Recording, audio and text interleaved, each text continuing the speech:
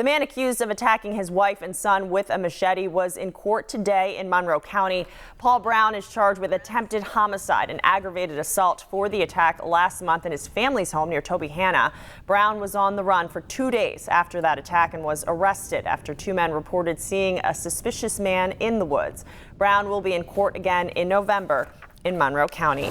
A judge said today that there is enough evidence to send two men to trial for a shooting in Wilkes-Barre in August 2013. Jamal Alford and Trevor Whitaker are both charged with aggravated assault for a shooting at Sherman Hills that injured two little girls. The two girls that were shot have recovered from their injuries. The two men were arrested in June 2014 and are still locked up in the Luzerne County Jail. Some people who work in Scranton had an unpleasant surprise in their paychecks this week. Even though a judge struck down Scranton's commuter tax, some commuters had that tax taken out of their checks anyway. Now the city has to reimburse a few hundred people who live in Scranton but work somewhere else. Newswatch 16 has learned that the University of Scranton and at least one state office in Scranton made the mistake. University officials say the payroll office either made a mistake or didn't have enough time to reverse the tax deduction.